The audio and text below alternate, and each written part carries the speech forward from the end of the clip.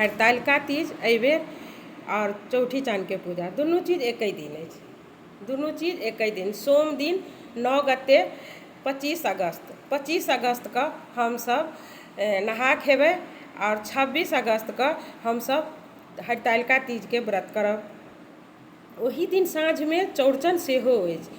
तऽ तिथि के हिसाब से अगर हम सब चलै छी तऽ हड़तालिका तीज 1:54 तक तिथि मात्रे छै तृतीया के, तकरा बाद चौठ चढ़ि जाइ छै।